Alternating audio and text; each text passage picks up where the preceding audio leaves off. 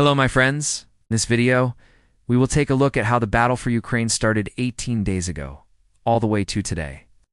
This will be a video of maps that I make myself, where I use the video generation software to create maps over time, showing the movement of the armies and some pictures of the events. The first map is from February, when the Russians crossed the border into northern Ukraine, coming from Belarus, and also from the east, coming from Russia. They also came from the south through Crimea and through the Donbass region. So the Russians were coming from three sides, and the goal was most likely to get to Kiev within 2 days, then encircle the city and take it within maybe a week or so. The Ukrainians stopped the Russians coming from the north already after 2 days. And also, they slowed down the Russians coming from the east. So the plan failed already after 2 days. Then the Russians started to bring more soldiers and also started to attack from the northwest from Belarus. This made a big encirclement, almost a pocket around Kiev. But still, the Ukrainians were able to bring in supplies and also get some rest and reorganize themselves. Then the Russians started to move west, and they took cities like Irpin, Bucha, Hostomel, and so on. But they couldn't take the capital. So the Russians again started to bring in more soldiers. The fighting was very heavy around the capital. So in this map you can see that the Russian attacks came from the northeast and northwest. Also from the south, they attacked towards Odessa, but they didn't get very far. They got as far as this point here. So after 20 days of fighting, the Russians had brought in many more soldiers. The Ukrainians were still holding the capital, so the Russians made another attempt to encircle the capital.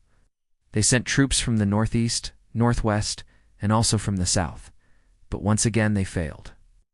The Ukrainians held the capital. After this, the Russians gave up taking the capital, and they started to focus on the eastern part of the country. They also pulled out some troops from the north and the south. Here you can see how the situation looked like at the end of March. So the Russians controlled most of the Donbass region, and they also had a land bridge to Crimea. Then the Ukrainians started their counteroffensive in Kharkiv. Here you can see that they took back some territory. The Russians started to build up defenses. The fighting was very heavy around this area. The Ukrainians were pushing hard. So in the end of April, the situation looked like this. The Ukrainians had taken back more territory. The Russians were pushed back inside the Donbass region. But then the Russians started to bring in more soldiers again. The fighting was very heavy, and the Russians were pushed back several times. But every time the Russians brought in more soldiers, and the Ukrainians couldn't push them back. So at the end of May, the situation looked like this. The Russians controlled more territory than before, but this is as far as they got, because since then, the fighting has been mostly around this line here. The Ukrainians have made some small gains here and there, but nothing big. So the main fighting has been in the eastern part of Ukraine. In the northern part, there have been some fighting, but not as much as before. Around Kiev, there have been some attacks, mostly by the Ukrainians. The Russians have been mostly defending. At the end of June, the situation looked like this. The Russians were pushed back from Kharkiv. Then the Ukrainians started their counteroffensive in Kherson. You can see how they took back some territory. The Russians kept pulling back their troops. They blew up the Novokakhovka Dam, which led to flooding in Kherson, so the Ukrainians couldn't advance for a while. But now they have started again, and they are getting closer to the Crimean Peninsula. So this is how the situation looks right now. The Russians keep bringing in more soldiers. The Ukrainians keep pushing them back. The Russians keep bringing in more soldiers and so on.